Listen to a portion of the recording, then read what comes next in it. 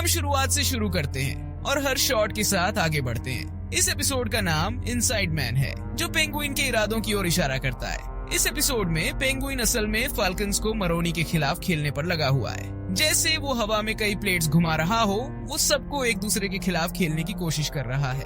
उसकी योजनाएं बनती हैं, फिर फेल होती हैं और उसे नए उपाय अपनाने पड़ते हैं, जिसे वो अंत में विक्टर को सलाह देता है, हमेशा एक बैकअप प्लान रखो। पेंगुइन ने सैल मरोनी के साथ ये समझौता किया कि वो फाल्कन्स का अंदरूनी आदमी बनेगा और फाल्कन्स को ये विश्वास दिलाएगा कि अल्बर्टो को मरोनी ने ही मारा।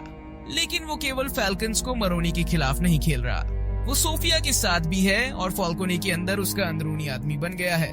उसका उद्देश्य दोनों परिवारों के बीच युद्ध कराना है, ताकि वो अपने लिए एक साम्राज्य बना सके। पेंगुइन के पास योजनाओं के बीच योजनाएं हैं। उसे एक अपराधी जीनियस की तरह तेज और अच्छा इम्प्रोवाइजर होना चाहिए, क्योंकि उसकी बनाई गई कोई भी योजना कभी सही नहीं गई। उसे हमेशा बैकअप प्लान बनाने पड़े हैं। इस एपिसोड की शुरुआत में सोफिया आर्खम एसाइलम में एक फ्लैशबैक देखती है। वो अपने भाई अल्बर्टो को देखकर चौंकती है। उसने पेंगुइन को बताया था कि वो उसे नियमित रूप से मिलने आता है।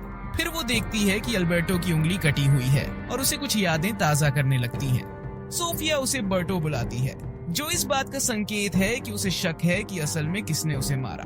वो सब पर शक कर रही है, जिसमें पेंगुइन भी शामिल है। हालांकि उसने पेंगुइन के खिलाफ एक गठबंधन बनाया, लेकिन वो फिर भी पेंगुइन को अल्बर्टो की हत्या में फंसाने में सफल रहा। इस एपिसोड में दिखाया गया कि सोफिया का पेंगुइन पर भरोसा नहीं है। उसकी शंकाएं आगे भी बनी रहेंगी, क्योंकि अल्बर्टो की मौत में उसकी भूमिका पर सवाल उठते रहेंगे। एक दिलचस्प बात यह है कि यह वह जगह है जो हमने बैटमैन मूवी में देखी थी, जहां रॉबर्ट पैटिंसन का बैटमैन रिडलर से मिलता है। यहाँ एक मनोचिकित्सक और मरीज के बीच एक अजीब संबंध की स्थिति दिखती है, जिससे ह्यूगो स्ट्रेंज के वाइब्स मिलते हैं। एपिसोड में एक नया कैरेक्टर जूलियन रश भी शामिल है, जो बैटमैन कॉमिक्स का नहीं है। पेंगुइन को लेकर सोफिया के मन में शक है कि वो अल्बर्टो की मौत में शामिल है। फिर भी वह उसे बताती है कि वो घर पर सुरक्षित नहीं है, क्योंकि पूरा परिवार उसके खिलाफ है। जैसे जैसे कहानी आगे बढ़ेगी, उसे बाहरी खतरों का सामना करना पड़ेगा, जैसे मरोनी, जो फाल्कन्स को खत्म करने की कोशिश करेगा। मुझे एपिसोड के नाम में बदलाव पसंद आया और उम्मीद है कि भविष्य के एपिसोड में भी इसी तरह के बदलाव देखने को मिलेंगे। जब सोफिया कहती है कि उसे घर पर सुरक्षित नहीं लगता, तो कहानी पेंगुइन की कार के अंदर चली जाती है, जिससे यह संकेत मिलता है कि उसे शायद किसी को मारने का फैसला करना पड़ेगा। हमें पेंगुइन को ब्लैकी पेनिटेंशियरी के बाहर देखते हैं, जहां वो मरोनी से मिलने के लिए तैयार है। पता चलता है कि उसके लोग पहले ही उसे सूचित कर चुके हैं कि उसने अल्बर्टो की मौत का इल्जाम उस पर लगा दिया है। पेंगुइन की कहानी में एक मोड़ आता है जब हम देखते हैं कि फाल्कोन परिवार का नया मुखिया करमाइन का भाई लूका है। उसकी पत्नी उससे फारसी में बात करती है ताकि पेंगुइन समझ न सके, जो ये दर्शाता है कि वह अपने परिवार के कामों में बहुत शामिल है। पेंगुइन जल्दी से स्थिति संभालने की कोशिश करता है और ऐसा दिखाता है जैसे वो हत्या का इल्जाम अपने ऊपर लेकर गौथम को डराने की कोशिश कर रहा हो। लूका उसे धमकी देता है कि वो उसकी धोखेबाजी को फाल्कन्स के सामने लाएगा, लेकिन पेंगुइन अपने आप को स्थिति से बाहर निकालने में सफल हो जाता है, जैसा कि उसने पहले एपिसोड में किया था। पेंगुइन मरोनी के साथ एक योजना बनाता है, जिसमें वह ड्रग्स के बिजनेस पर हमला करने का सोचता है। यह सब इसलिए हो रहा है क्योंकि कार्माइन फाल्कोनी ने पहले मरोनी से ड्रग्स का बिजनेस चुराया था। पेंगुइन बदला लेने की योजना बना रहा है। पेंगुइन का एक साथी अरहार्ड उसे रॉबिन्सविल से ड्रग्स चुराने में मदद करता है। फीमा ट्रकों का इस्तेमाल किया जा रहा है क्योंकि गौथम अभी भी एक आपदा स्थल है। पेंगुइन ये सुनिश्चित करता है कि जब उसके दुश्मन काफिले पर हमला करें तो वह उन्हें खत्म कर सके। इस एपिसोड में पेंगुइन को एक बार फिर से नफरत का सामना करना पड़ता है। लूका उसे पेंगुइन कहकर बुलाता है, जो एक डेरोगेटरी शब्द है, दिखाने के लिए कि लोग उसे पसंद नहीं करते। हालांकि पेंगुइन इस हमले से बच जाता है, लेकिन वह खुद को खतरे में डालकर निकलता है। बैकग्राउंड में बॉबी डैरिन का कॉल मी इररिस्पॉन्सिबल गाना बजता है, जो पेंगुइन की लापरवाह स्थिति के लिए बिल्कुल सही है। सोफिया के किरदार के साथ भी एपिसोड में समय बिताया जाता है। जब वो हवेली में वापस आती है तो वह पेंगुइन के बारे में बात करते हुए सुनती है। वह पेंगुइन की बातों को सुनती है और उसे पता चलता है कि पेंगुइन अपने इरादों को छुपा रहा है, जबकि वह असल में पूरी स्थिति के लिए जिम्मेदार है। इस तरह पेंगुइन हमेशा कोशिश करता है कि सबको लगे कि वह बेगुनाह है, जबकि असल में वह कई चालें चल रहा है। फिर हम परिवार से मिलते हैं, जहां लूका कार्माइन का भाई परिवार का नया मुखिया है। इन दोनों के बीच की गतिशीलता बहुत दिलचस्प है। पेंगुइन देखता है कि लूका और उसके लोग सोफिया को पसंद नहीं करते और सोफिया भी उन्हें नापसंद करती है। पेंगुइन इस स्थिति का फायदा उठाने की कोशिश करता है। पेंगुइन जल्दी समझ जाता है कि उसे किससे काम लेना है। वह सभी का ध्यान बीटी विक्टर पर डालता है क्योंकि सब उसे नफरत करते हैं। सोफिया और लूका के बीच थोड़ी बहस होती है जो पूरे सीजन में चलती रहेगी। सोफिया की लूका से कोई खास परवाह नहीं है और वह खुद परिवार पर काबिज होने की कोशिश करेगी, लेकिन फिलहाल लूका ही एक ऐसा व्यक्ति है जो उसका समर्थन करता दिखता है। सोफिया एक रहस्यमय ड्रग शिपमेंट का जिक्र करती है जिसे लेकर कुछ बड़ा खुलासा हो सकता है। कई लोग सोच रहे हैं कि क्या यह वेनम है जो गॉथम सिटी में एक बड़ा ड्रग है। डीसी ने यह भी घोषणा की है कि वे एक डेथ स्ट्रोक और बेन टीम अप मूवी बना रहे हैं, लेकिन यह शायद मैट रीव्स के बैटमैन यूनिवर्स से जुड़ा नहीं होगा। जब पेंगुइन और विक्टर सड़क पर चलते हैं और गुमशुदा के पोस्टर को देखते हैं तो लगता है कि वह किसी करीबी के बारे में सोच रहा है। कुछ मैसेज उसे आते हैं जो उसकी गर्लफ्रेंड से हो सकते हैं, जो अगले एपिसोड में सामने आएगी। जब हम सोफिया की कार देखते हैं तो उसके नंबर प्लेट पर DS71 है, जो Batman detective comics volume 1 number 70 का संदर्भ है। सोफिया रेडियो पर रिडलर के हमले से संबंधित खबरें सुनती है। इसमें मेयर बेला रॉयल का भी जिक्र है जो बैटमैन फिल्म के अंत में नियुक्त किया गया था।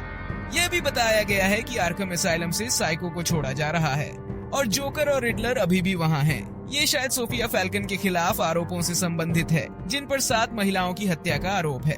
इस एपिसोड में कई संदर्भ दिए गए हैं जो बैटमैन डार्क विक्ट्री कॉमिक्स से हैं, जिसमें हैंगमैन पहचान का जिक्र है।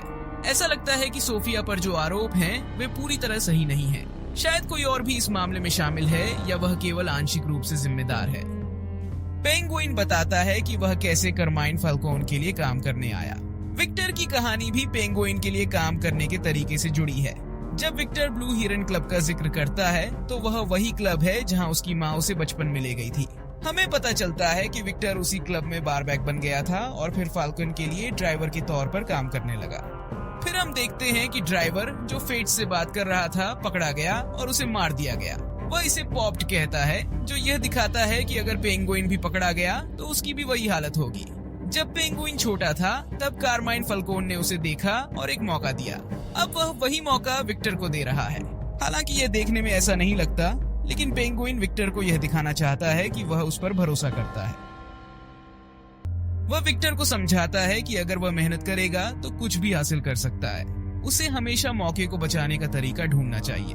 एक मजेदार बात यह है कि जब पेंगुइन ड्राइविंग और कार चुराने की बात करता है और उसे स्प्रिंग रिवर में क्रैश कर देता है तो यह डिक स्प्रिंग का एक संदर्भ है, जो पुराने बैटमैन कॉमिक्स का मशहूर आर्टिस्ट था।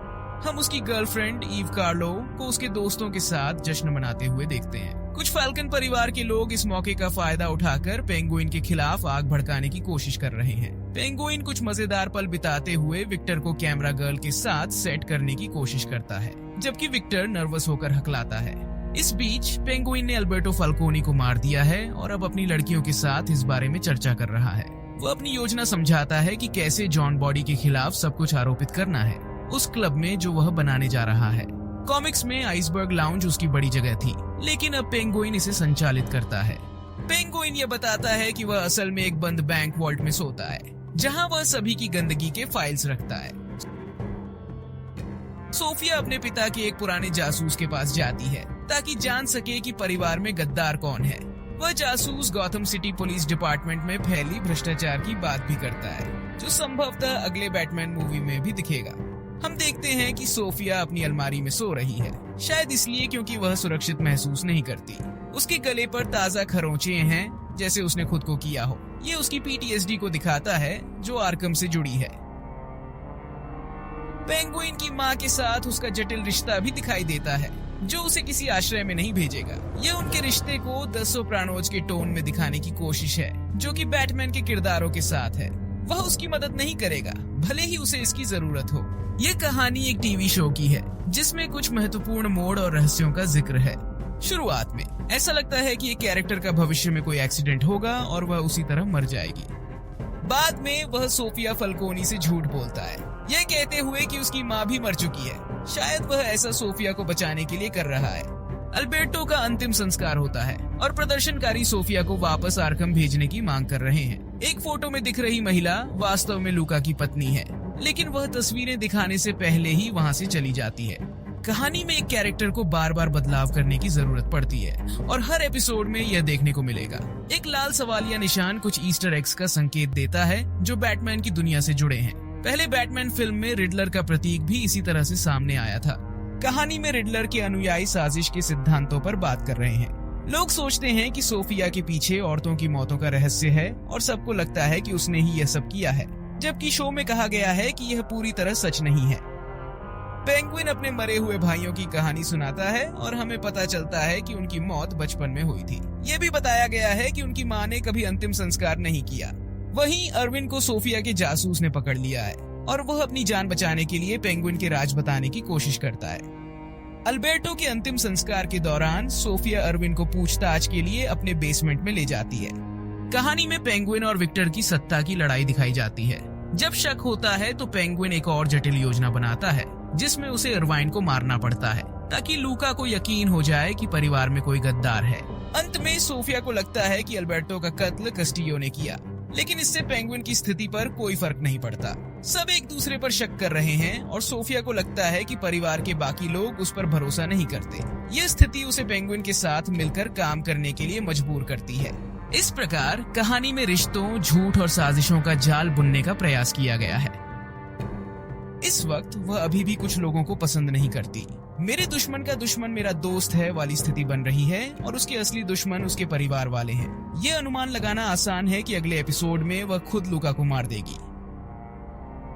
पेंगुइन फिर विक्टर को उसकी नाकामी के लिए डांटता है और कहता है कि उसे जल्दी सोचने की जरूरत है, जैसे वह सच में किसी से गले मिल रहा हो। लाश उसी गड्ढे में है। ये उनके बीच एक रिकरिंग थीम बन गया है। हर एपिसोड में ऐसा एक पल होता है जब विक्टर सोचता है कि बस यही सब कुछ है। विक्टर को लगता है, अरे यार, पेंगुइन मुझे अब मारने वाला है। लाशों के पास मुझे कब्र में लिटाने का क्या मतलब है? लेकिन पेंगुइन उसे याद दिलाता है कि हमेशा फुर्तीला रहना चाहिए।